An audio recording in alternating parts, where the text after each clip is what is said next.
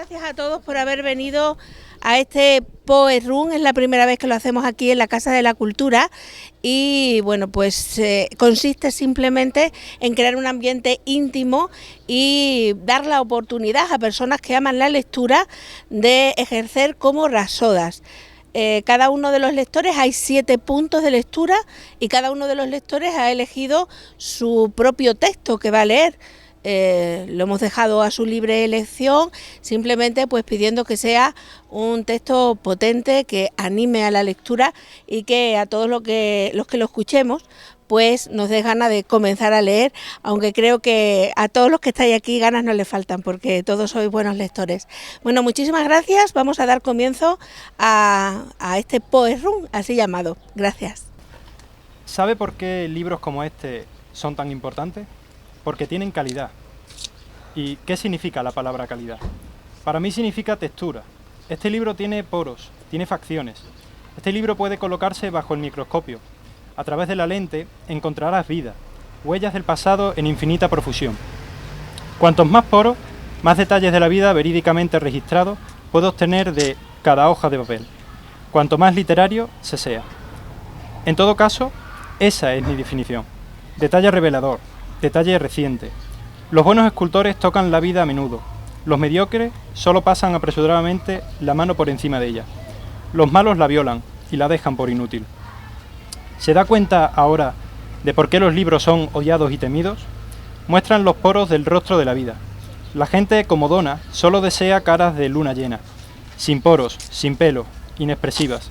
Vivimos en una época en que las flores tratan de vivir de flores, en lugar de crecer gracias a la lluvia y al negro estiércol. Incluso los fuegos artificiales, pese a su belleza, proceden de la química de la tierra. Y, sin embargo, pensamos que podemos crecer, alimentándonos con flores y fuegos artificiales, sin completar el ciclo de regreso a la realidad. Conocerá usted la leyenda de Hércules y de Anteo, el gigantesco luchador cuya fuerza era increíble en tanto estaba firmemente plantado en tierra. Pero cuando Hércules lo sostuvo en el aire, sucumbió fácilmente. Si en esa leyenda no hay algo que puede explicarse a nosotros hoy, en esta ciudad, entonces es que estoy completamente loco. Bueno, ahí está lo primero que he dicho que necesitábamos: calidad, textura de información. ¿Qué libro es? Fahrenheit 450. Bueno, buenas tardes. Voy a leeros un breve relato de un escritor extremeño, nació en Mérida hace 61 años y es profesor de literatura creo en un instituto de Badajoz capital. Se llama Alonso Guerrero y da la casualidad que fue el primer esposo de la actual reina Leticia. Bueno, el texto se llama El señor juez. Herminio Vidal era un escritor que no escribía. Había buscado durante meses las piezas para montar una novela. El argumento, decía él, pero cuando creía tenerlas todas, el boceto pedía voces los tornillos, las uniones que le faltaban y que no aparecían. Vidal apuraba por primera vez en muchos años el grial del fracaso. No había perseguido como otros publicar. Su especialidad era lo inédito. Se consideraba novelista, escritor, con el mismo recato e idéntica perseverancia que lleva a otros a resolver crucigramas, de puertas adentro, para probarse a sí mismo y averiguar si la vida le confía algo más que tiempo. No obstante, los esfuerzos de los últimos meses habían nacido malogrados. Ni argumento ni la capacidad de convertirlos en historias cercanas a la gente, creíbles, esclarecedoras. Así hasta el punto de que su vida cotidiana le parecía cada vez más llena y peor estivada de fantasías, caprichos y misterios insondables. Una novela gótica, solía pensar cuando por las mañanas echaba la llave y salía a trabajar. Su condición de escritor, incluso si la consideraba solo una apreciación íntima, era algo que podía letargarse y hasta permanecer oculta. Ahora, sin embargo, cada página que intentaba iniciar pregonaba a los 4 vientos una pérdida irreversible de facultades. Ya no era un escritor, tal certeza le pesaba como una condena. Por eso decidió una tarde de junio, mirando los vencejos, suicidarse. Ahora bien, el suicidio iniciaba una cuenta atrás incómoda y repleta de contingencias. La muerte a lo largo de ese periodo de suposiciones le pareció tan imposible como recuperar la inspiración. Además, le producía ahogos abandonar el mundo sin probar que en efecto no merecía permanecer en él. Así que optó por escribir una carta al juez donde explicaría antes de morir lo que había hecho su vida indeseable. La carta era lo de menos, el resultado no importaba y de todas formas tampoco conocía a ningún juez. Lo que en verdad le mantuvo a un sujeto a la vida, una convención sin lugar a dudas, pese a que la vida se negase a infundir en él esperanza alguna, era el acto de escribir, la costumbre, el tabaco, el café, el olor a tinta, esa sucesión de minutos y segundos, pues no se veía ya dueño más que de un pasado donde el tiempo solo espera el resultado de una impugnación que había suscitado la única idea aproximada que tenía de la felicidad. Quiso volver a esos hábitos por última vez. Café y tabaco tenía. Fue por el tintero, cebó la pluma, con menos ganas que desidia, y puso los ojos en los mismos lugares que siempre había atraído su mirada o su tedio. El reloj vuelto hacia la pared, la ventana abarrotada de paisaje, el aplique decorado como un tío vivo y la línea de libros al final de la mesa, entre los cuales, por un azar inexplicable, asomaban algunas de las mejores apologías de la muerte asistida. ¿Durante cuánto tiempo he estado preparándome para esto?, se preguntó Vidal, volviendo a encajar en la fila los libros que discriminaban su propio suicidio, su muerte, la de Herminio Vidal, diferente de aquellas que por ser de otros parecían transferibles y eran abordadas de forma harto general y ramplona.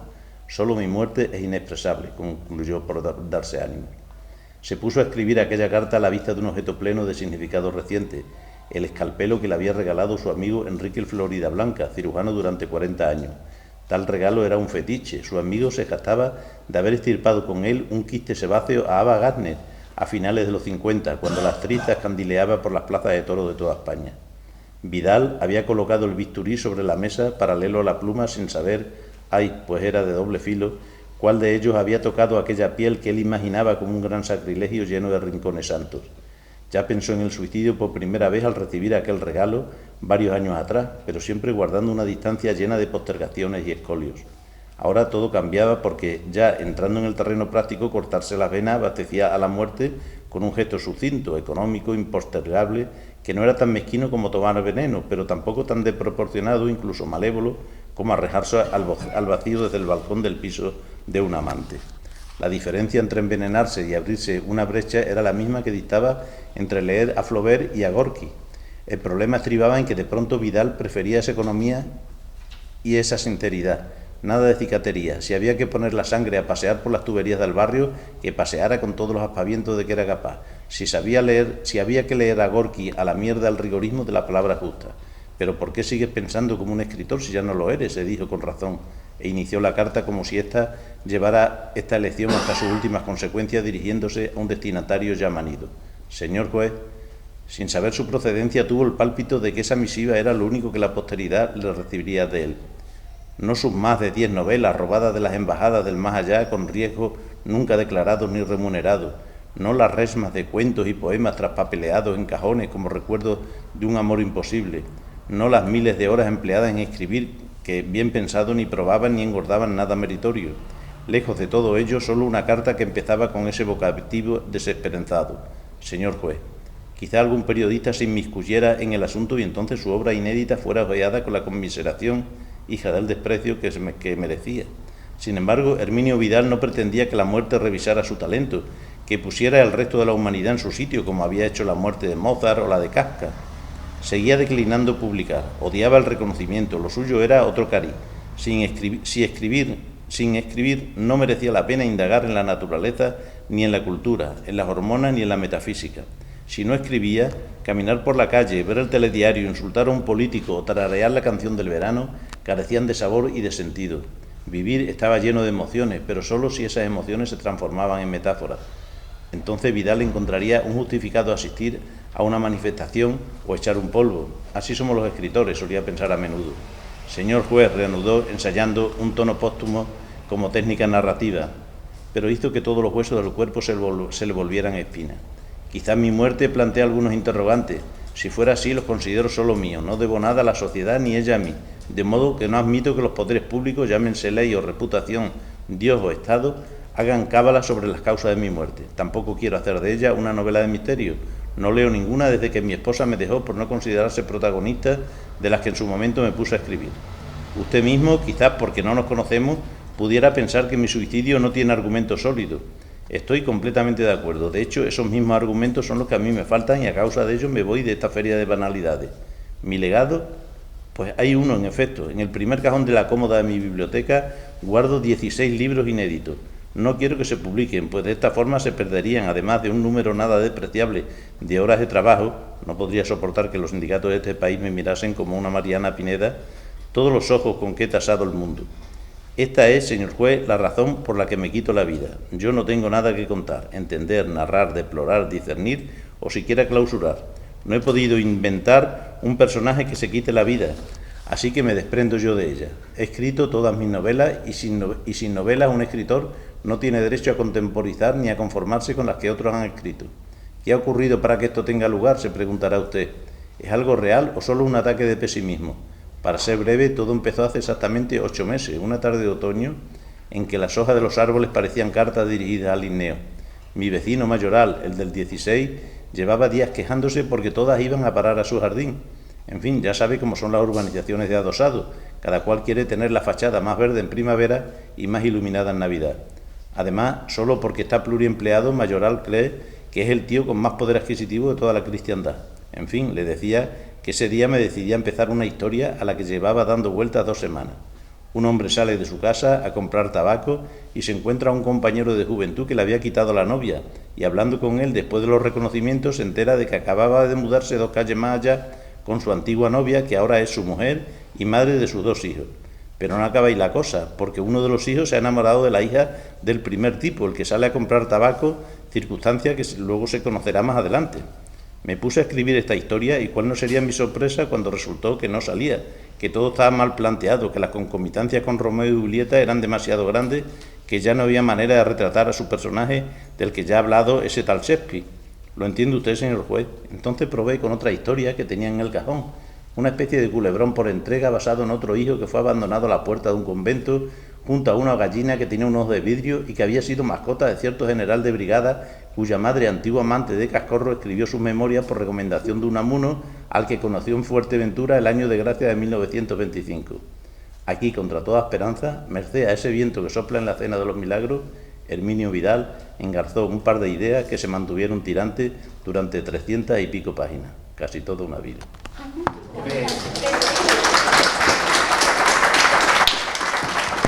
Muchas gracias.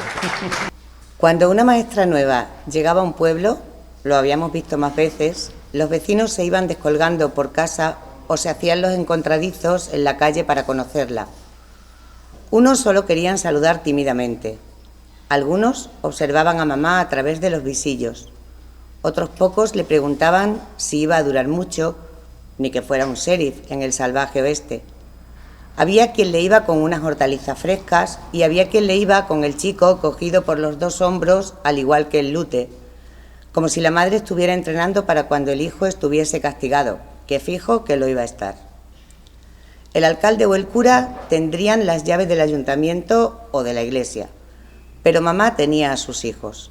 Y tú ya no eras Pepe o Manolo o Javier o David, que ese era mi nombre, sino el hijo de la maestra, como si fueses una peca de la madre y les diera igual papá.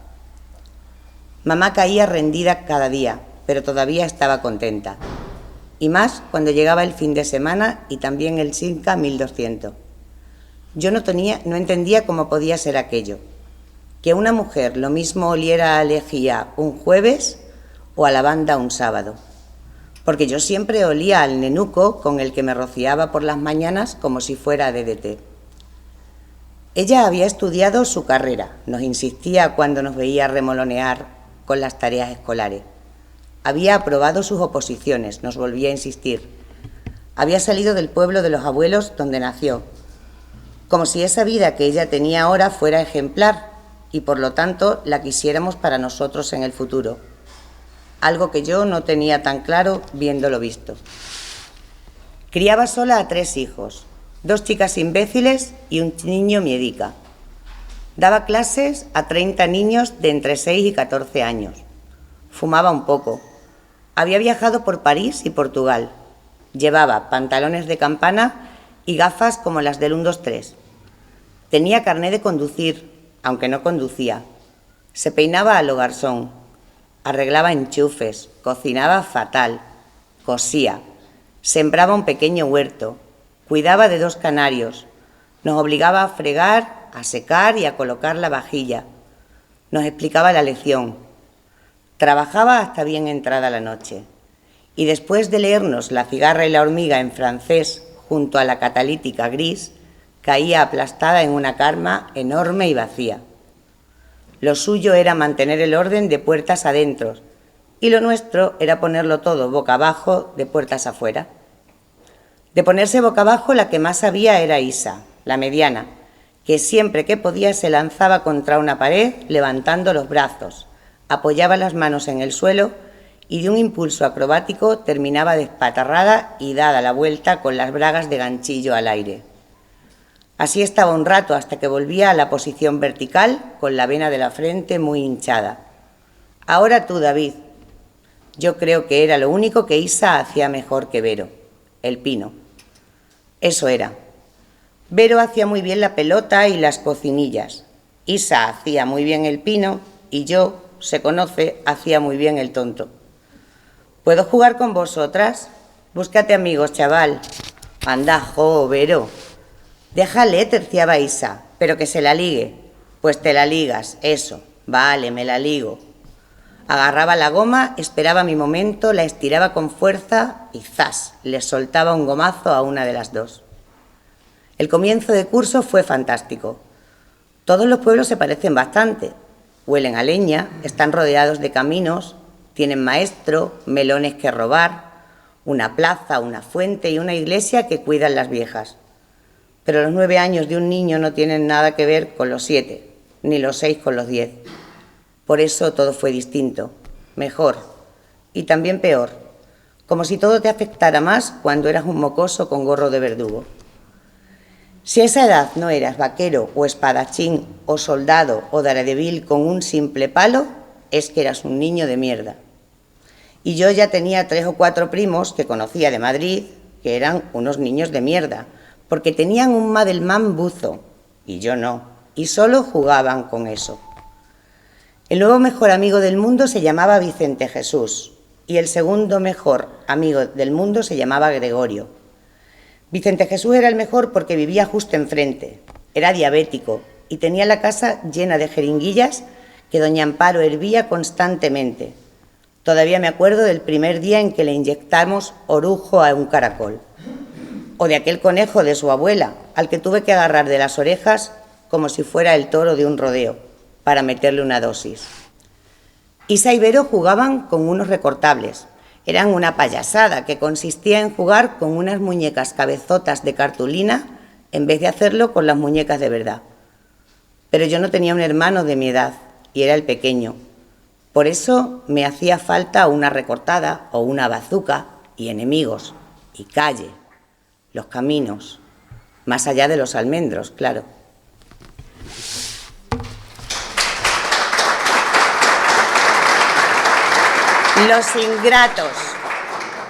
Los ingratos de Pedro Simón, maravillosa. Madre, soy Jimena. Sé que apenas me recuerda. Siempre pasé por su lado como una sombra parlante a la que nunca logró prestar atención. En esa casa éramos demasiado y a usted siempre le faltó tiempo. Lo entiendo su falta de tiempo, pero jamás pude comprender la carencia de justicia en la repartición del mismo. La fuerza se te va por la boca, hablas demasiado, como no rectifiques tu forma de ser tendrás muchos problemas, solía decir como única e invariable respuesta a mis intentos de conversación. No se equivocó, he tenido problemas, infinitos problemas, pero no por hablar demasiado, los he tenido porque nadie, empezando por usted, tuvo tiempo para escucharme. Mi vida siempre fue una lucha constante por conseguir su atención, su beneplácito. Ahora, el paso de los años me ha otorgado la capacidad de ver la realidad y poder aceptarla sin que ello vaya más allá de una toma de conciencia, sin que la soledad sentida me obligue a derramar una sola lágrima. A diferencia de antaño, hoy no necesito que alguien me escuche, he aprendido a dialogar conmigo misma. Este desarraigo, en parte, se lo debo a usted. Sin embargo, y a pesar de ello, necesito hacerla saber quién es su segunda hija, aquella joven delgada, casi escuálida, que un día se marchó del pueblo buscando hacer realidad un sueño de cuento que aún no ha cumplido. Usted me lo debe, me debe ese tiempo que nunca me dedicó, esas conversaciones que nunca tuvimos, pero sé que la única forma que tengo de conseguir mi propósito de que usted me escuche es a través de estos folios. El autobús desde el que le escribo se dirige al aeropuerto. Me voy a Egipto. Todos pensábamos que aquello sería eterno, que nuestra casa jamás estaría vacía de risas, de gritos, de carreras, de comidas casi multitudinarias. Sobre todo lo creía usted, que aseguraba que le poblaríamos la finca de nietos, que jamás se vería sola. Pero poco a poco, todos, a excepción de Carlota, que se quedó en el pueblo, nos fuimos marchando. Padre también se fue antes de que llegara su hora. Cuánto le quise, le adoraba. Aún añoro sus charlas junto a la chimenea, el sonido melancólico y pausado de su voz, tan profunda como su mirada. Echo en falta el humo de su pipa garabateando siluetas en el aire, su olor y la aspereza proletaria de la palma de sus manos con las que tantas veces acarició mi nuca. Sin carrera eres un señor, con carrera eres el señor don, solía decir para darnos ánimo, para que ninguno dejásemos de estudiar. Para él todos estábamos capacitados, a excepción de Carlota, que siempre se negó a ello. Imagino que ella, mi hermana, será quien lea para usted estos folios. Siempre le gustó leer en voz alta. Desde pequeña, si algún día lo fue, porque yo siempre la recuerdo mayor, tuvo muy claro que sería madre y esposa, que pasaría sus días sin pena ni gloria, pero feliz, aterradoramente feliz en ese horizonte empequeñecido por los quehaceres diarios, rastrado por las tareas cotidianas que no van más allá de las necesidades de los demás y que para ella eran y siguen siendo el pan y la sal de su vida. La admiro por ello, la admiro por conseguir lo que quería, por tenerlo claro. Tal vez ahí resida el misterio de la supervivencia, en creer que uno es feliz, en no distinguir la alegría de la felicidad. El autobús está cerca de la terminal, está lloviendo. Cuando mi avión despegue, habrá pasado el tiempo necesario desde mi ausencia para que Carlos comience a inquietarse y se pregunte dónde ando. ¿Cuál es el motivo trascendental que me ha llevado a ausentarme del campo de batalla? ¿Por qué no permanezco como de costumbre, estoica en el lugar de siempre? Adrián no percibirá mi ausencia hasta la hora del almuerzo. Él seguirá perdido en los miles de apuntes que necesita aprender casi al pie de la letra para aprobar la oposición que le hará merecedor del título de notario, ardua labor que le ha hecho perder 3 largos años de intentos frustrados. Adrián es igual que su padre, robusto, varonil y obstinado hasta la demencia, ajeno al resto de inquietudes que no sean las suyas. Mi pequeña Mena estará en el baño, siempre está en el baño. Ella es el reflejo de lo que siempre he deseado ser, alguien inalterable ante las exigencias de los demás. Mi niña no se preguntará dónde ando. Si quiere saber algo de mí, irá directamente a las pirámides. Se perderá en ese mar de arena empachado de historia y me buscará bajo las sombras invisibles que refleja la figura de Hatshepsut, la dama del Nilo. A estas alturas, madre, ya se habrá dado cuenta de que viajo sola, que ninguno de ellos, ni Mena, ni Adrián, ni Carlos, saben nada de mi marcha. Se habrá percatado de que me he marchado sin dejar aviso, que he dejado a mis hijos y a mi marido. A estas alturas usted estará sacando el pañuelo de su manga para limpiar el lagrimeo constante que mis palabras le producirán.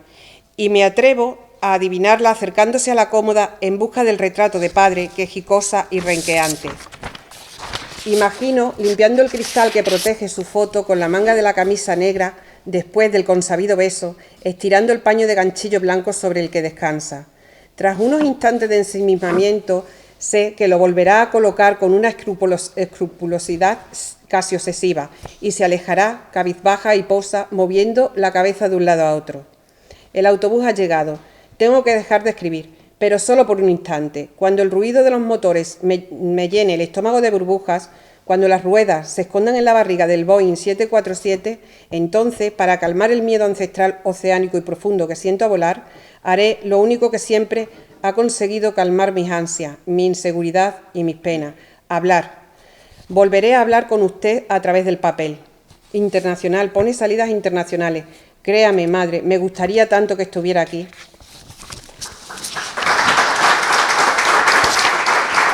Resulta muy revelador descubrir que el lugar del que deseabas escapar es exactamente el mismo lugar del que escapaste, que la cárcel no era el lugar sino el punto de vista. El descubrimiento más particular que hizo Nora fue que, de todas las variaciones extremadamente divergentes de su propio yo que había experimentado, la sensación de cambio más radical la había vivido en la misma vida donde todo comenzó. En esa vida todo acababa y empezaba. El cambio mayor y más profundo, en efecto, no vino dado por ganar más dinero, ni por tener más éxito, ni por ser más popular, ni por vivir entre glaciares y osos polares en Svalbard.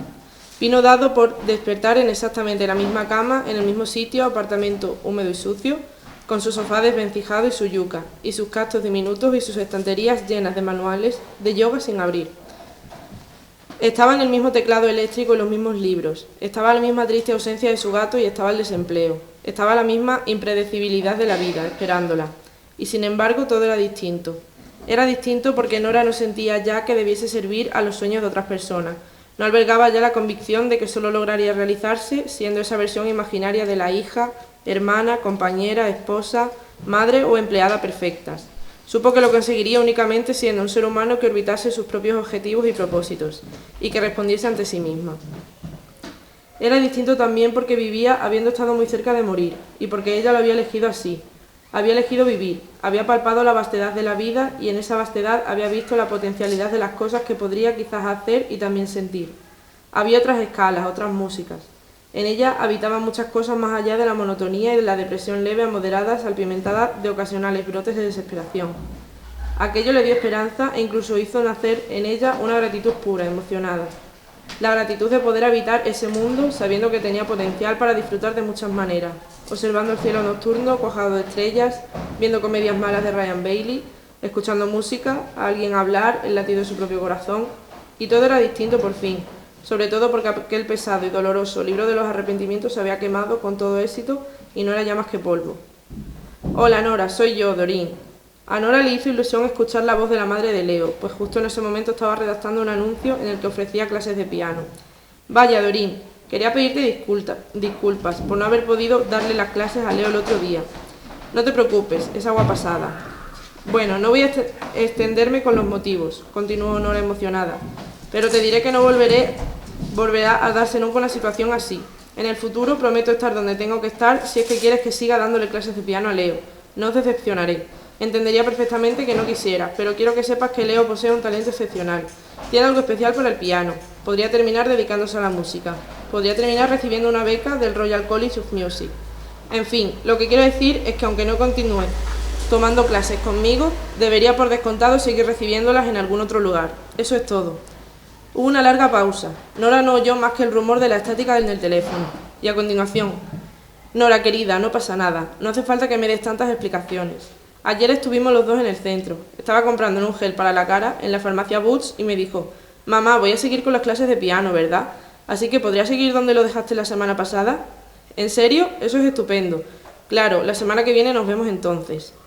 En el momento en que colgó, Nora se sentó al piano e improvisó un tema. Le gustaba cómo sonaba. Se juró recordarlo y ponerle alguna letra. Quizá podría convertirlo en una canción con todas las de la ley y colgarlo en internet. Quizá podría escribir más canciones. O quizás se concentraría en trabajar y ahorrar para hacer un máster. O quizá podría hacer ambas cosas, quién sabe. Mientras tocaba, vio la revista que Joe le había comprado abierta, por una página en la que aparecía una imagen del volcán Krakatoa, en Indonesia. La paradoja de los volcanes es que son símbolos de destrucción, pero también de vida. Cuando la lava se ralentiza y se enfría, termina solidificándose y con el tiempo se resquebraja y acaba por convertirse en suelo nutricio y fértil. Nora llegó a la conclusión de que ella no era un agujero negro, sino un volcán. Y no podía huir de ese volcán, no podía huir de sí misma. Tendría que quedarse ahí y atender a aquel nuevo territorio anegado, por la lava que ya se enfriaba. Plantaría quizá un bosque dentro de sí.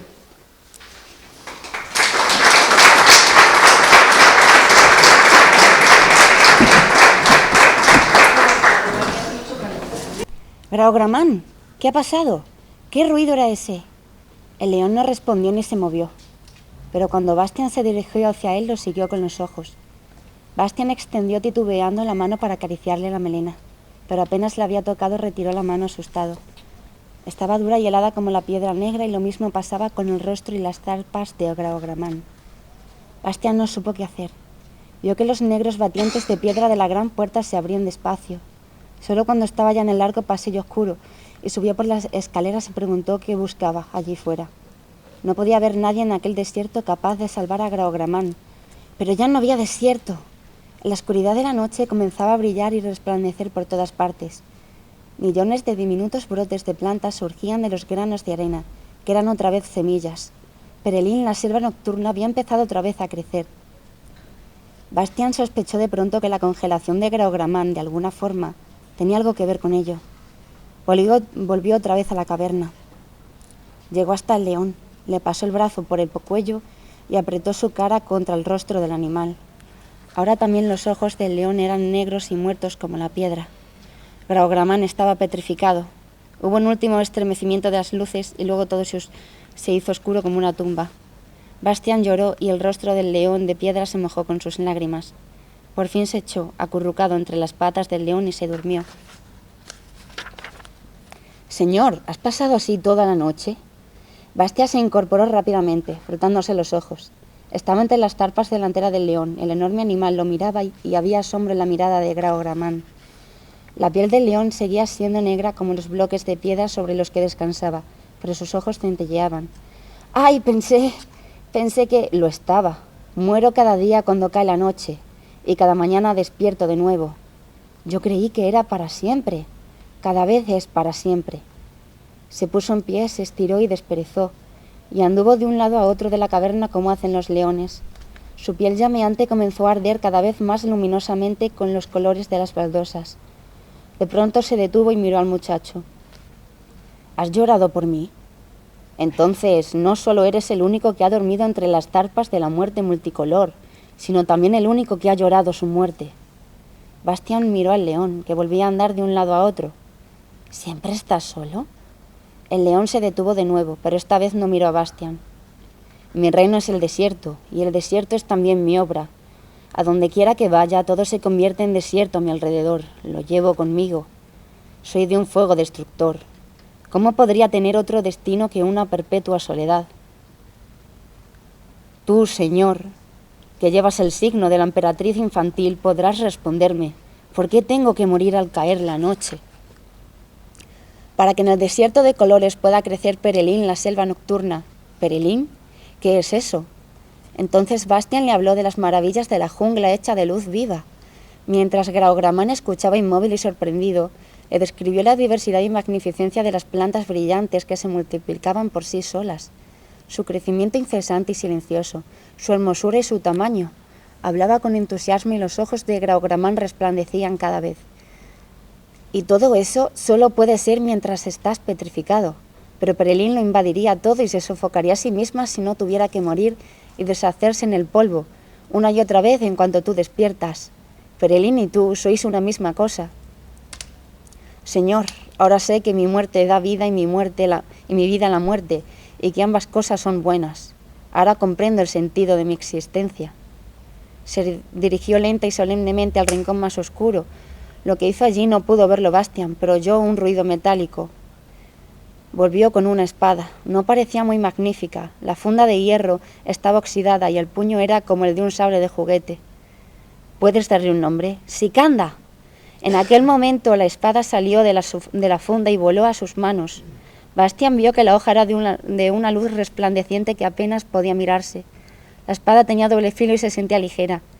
«Esa espada estuvo siempre aquí para ti, porque solo puede tocarla sin peligro quien ha cabalgado sobre mis espaldas, ha comido y bebido de mi fuego y se ha bañado en él, pero únicamente porque ha sabido darle su verdadero nombre, te pertenece».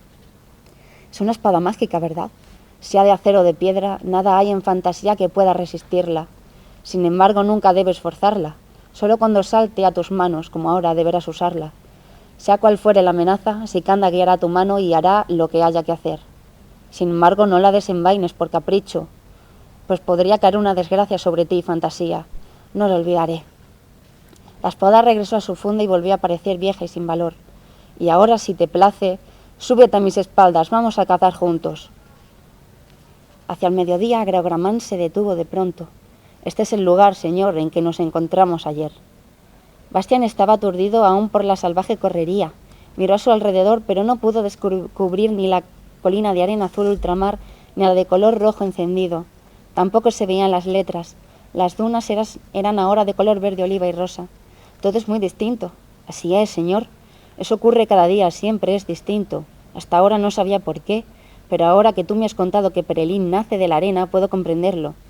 Pero ¿cómo sabes que es este el lugar de ayer?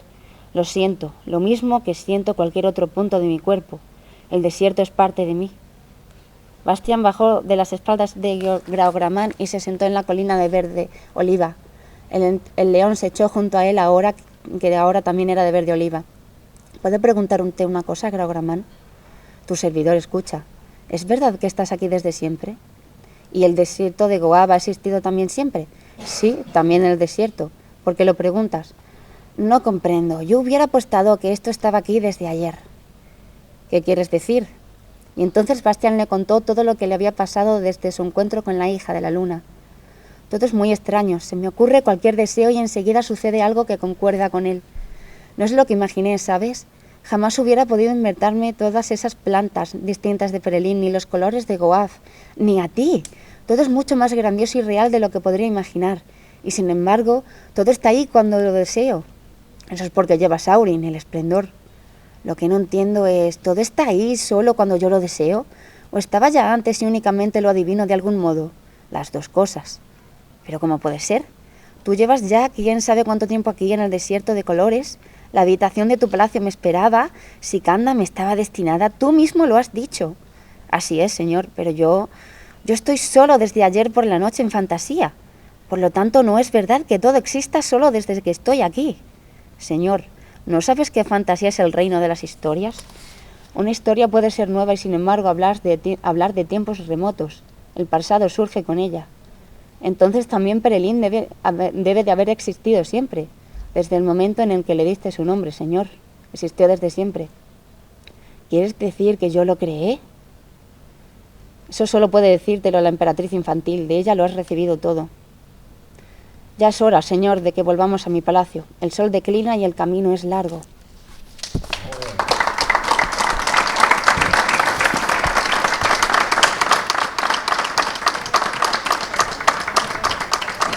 De la pared sobresalía un tejadillo de madera inclinado y debajo de él, sobre una mesa, parpadeaba una vela. Una muchacha se hallaba sentada ante esta mesa limpiando ciruelas amarillas. Las cogía de una cesta que tenía a su izquierda, las despezonaba y deshuesaba con un cuchillo y las dejaba caer en un cubo. Debía tener 13 o 14 años. Grenouille se detuvo. Supo inmediatamente de dónde procedía la fragancia que había seguido durante más de media milla desde la otra margen del río. No de este patio sucio ni de las ciruelas, procedía de la muchacha. Por un momento se sintió tan confuso que creyó realmente no haber visto nunca en su vida nada tan hermoso como esta muchacha. Solo veía una silueta desde atrás a contraluz de la vela. Pensó naturalmente que nunca había olido nada tan hermoso.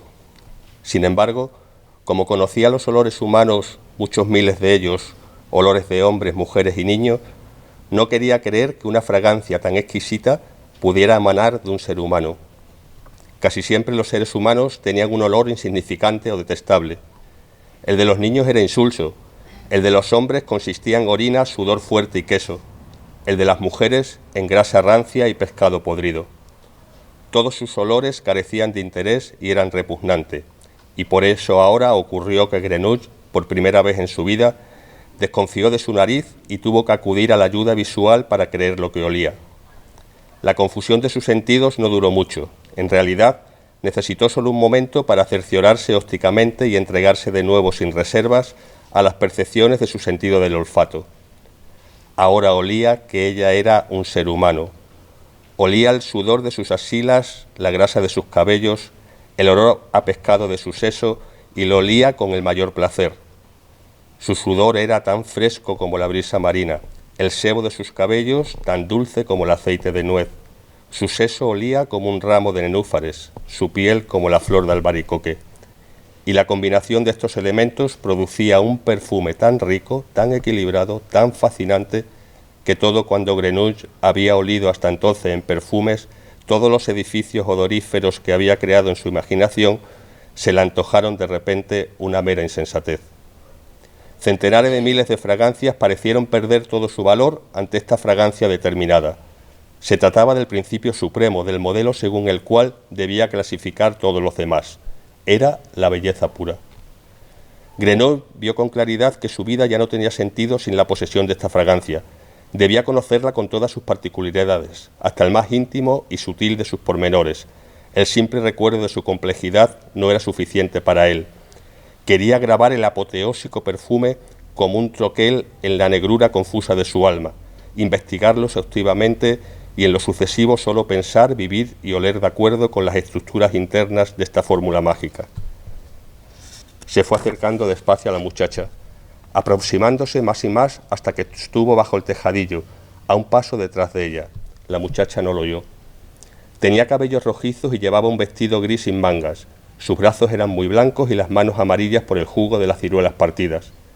Grenouille se inclinó sobre ella y aspiró su fragancia, ahora totalmente desprovista de mezcla, tal como emanaba de su nuca, de sus cabellos y del escote, y se dejó invadir por ella por una ligera brisa. Jamás había sentido un bienestar semejante. En cambio, la muchacha sintió frío. No veía a Grenouille, pero experimentó cierta inquietud y un singular estremecimiento, como sorprendida de repente por el viejo temor ya olvidado. Le pareció sentir una corriente fría en la nuca, como si alguien hubiera abierto la puerta de un sótano inmenso y helado. Dejó el cuchillo, se llevó los brazos al pecho y se volvió. El susto de verle la dejó pasmada, por lo que él dispuso de mucho tiempo para rodearle el cuello con las manos. La muchacha no intentó gritar, no se movió, no hizo ningún gesto de rechazo, y él por su parte no la miró. No vio su bonito rostro salpicado de pecas, los labios rojos, los grandes ojos verdes y centelleantes, porque mantuvo bien cerradas las propias mientras la estrangulaba, dominado por una única preocupación: no perderse absolutamente nada de su fragancia. Cuando estuvo muerta, la tendió en el suelo entre los huesos de ciruela, le desgarró el vestido y la fragancia se convirtió en torrente que le inundó con su aroma. Apretó la cara contra su piel y la pasó con las ventanas de la nariz esponjadas por su vientre, pecho, garganta, rostro, cabellos, y otra vez por el vientre hasta el seso, los muslos y las blancas pantorrillas. La alfoteó desde la cabeza hasta la punta de los pies, recogiendo los últimos restos de su fragancia en la barbilla, en el ombligo y en el hueco del codo. Cuando la hubo olido hasta marchitarla por completo, permaneció todavía un rato a su lado en cuclillas para sobreponerse, porque estaba saturado de ella. No quería derramar nada de su perfume y ante todo tenía que dejar bien cerrados los mamparos de su interior. Después se levantó y apagó la vela de un soplo. Momentos más tarde llegaron los primeros trasnochadores por la rue de Seine, cantando y lanzando vivas. Grenouille se orientó olfativamente por las callejuelas oscuras hasta la rue de Petit Augustin, paralela a la rue de Seine que conducía al río. Poco después descubrieron el cadáver. Gritaron, encendieron antorchas y llamaron a la guardia. Grenouille estaba desde hacía rato en la orilla opuesta. Aquella noche su cubil se le antojó un palacio y su catre una cava con colgaduras. Hasta entonces no había conocido la felicidad, todo lo más algunos raros momentos de sordo bienestar. Ahora, sin embargo, temblaba de felicidad hasta el punto de no poder conciliar el sueño. Tenía la impresión de haber nacido por segunda vez, no por segunda, sino por primera vez, ya que hasta la fecha había existido como un animal con una sola nebulosa conciencia de sí mismo. En cambio, hoy le parecía saber por fin quién era en realidad, nada menos que un genio, y que su vida tenía un sentido, una meta y un alto destino, nada al menos que el de revolucionar el mundo de los olores, y que solo él en todo el mundo poseía todos los medios para ello, a saber, su exquisita nariz, su memoria fenomenal y lo más importante de todo, la excepcional fragancia de esta muchacha de la rue de Maguer, en cuya fórmula mágica figuraba todo lo que componía una gran fragancia, un perfume: delicadeza, fuerza, duración, variedad y una belleza abrumadora e irresistible. Había encontrado la brújula de su vida futuro, y como todos los monstruos geniales ante quienes un acontecimiento externo abre una vía recta en la espiral caótica de sus almas, Grenouille ya no se apartó de lo que él creía haber reconocido como la dirección de su destino. Ahora vio con claridad por qué se aferraba a la vida con tanta determinación y terquedad. Tenía que ser un creador de perfumes, y no uno cualquiera, sino el perfumista más grande de todos los tiempos.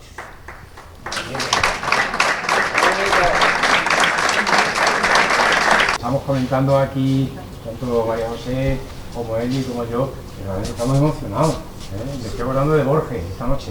¿Sabéis por qué? Porque Borges decía una de las mejores cosas que le ha regalado la vida es los libros y la noche. Y yo os agradezco mucho que hayáis tenido esta propuesta, esta actividad nueva para nosotros, que haya tenido la aceptación que ha tenido, y estoy particularmente emocionado porque me alegra que la gente siga leyendo y que quiera seguir leyendo y que sea algo tan participativo como esto. Muchas gracias y hasta hasta el año que viene o hasta mañana pasado que tenemos feria del libro.